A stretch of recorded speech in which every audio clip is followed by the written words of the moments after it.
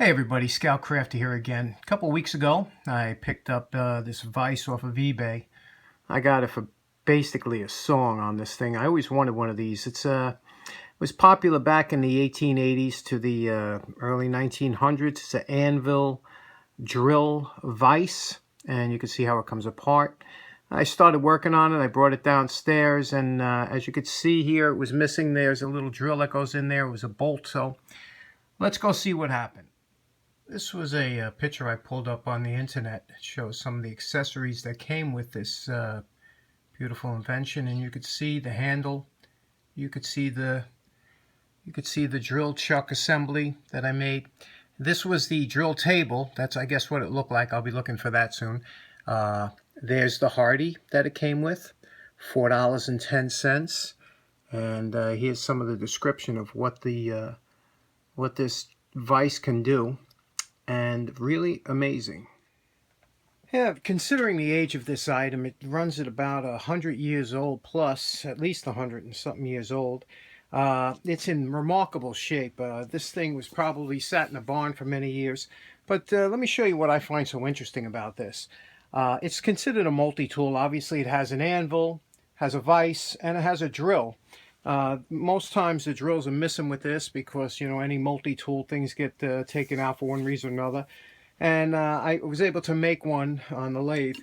As a vise, it has a pretty interesting system where it clamps down from the top and operates beautifully. What's also nice about this, the throat, you can pull this pin out and you could pull this vise back and get a much larger, and there's holes here. So now if you had a wagon wheel or something that you had to vise up, you know, you can get 14, 18-inch item in there. So that's a really interesting thing. If you wanted to drill, you would buy one of these Morse bits. And basically what they are, it's a shank that's on a 1/2-inch shank, and almost like a silver Deming bit where it drops down.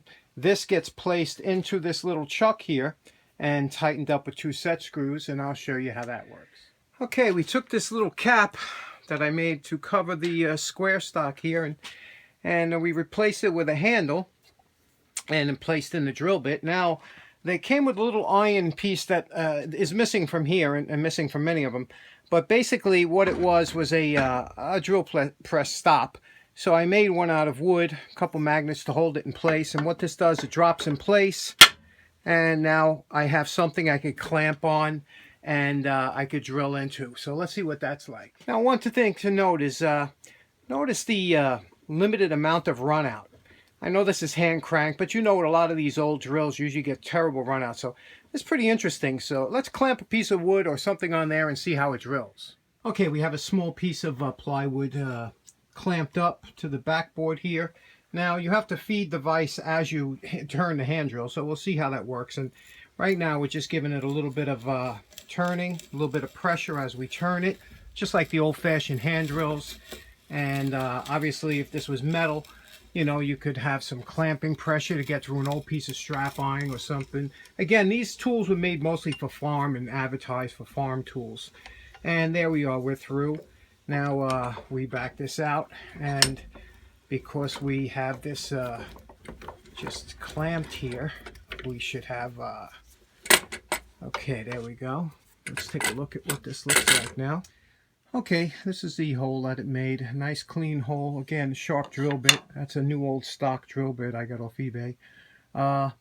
As you can see, again, this is the turning, what it would look like, and then you'd have to feed this in to advance the bit. Let me take a look at the vise now. Now, as a vise, like I was saying before, besides the extended range you have, the clamping ability is really good on this vise, and we'll straighten this piece of wood. I'll give you an example. And we got it nice and snug in here, and you could see that's pretty good considering it's not bolted down or anything. So the vise works really good considering, like I said, what it is. Let's go take a look at the anvil. Okay, we're over at the anvil section, and if you're expecting to hear a nice ping like you would from a professional anvil, I hate to disappoint you because this is cast, and And you're never going to get that, especially what I have it sitting on right now. But for the most part, I guess most farmers would be straightening out old spike nails or whatever they had to. And for jobs like that, this would be just what they were looking for. And that's all they needed to do. So that's what this tool does, and it does a good job pretty much at everything. Okay, to adjust the slide, basically you just pull the pin out here. You slide this forward and then slightly push the pin in until you feel a hole open up, and that's it. Now you're basically in for whatever. And you could bring it closer or further out. So in closing, I'd like to say this vise is it's a really nice. It's pretty heavy too. It must weigh about 45, 50 pounds. It rates in at 55 with all the accessories. It came with a little hardy that obviously is missing too, but I really enjoy this vise, and I hope you liked taking a look at this 1880s to 1900 Anvil-Drill-Vise combination. Take care. Have a good day.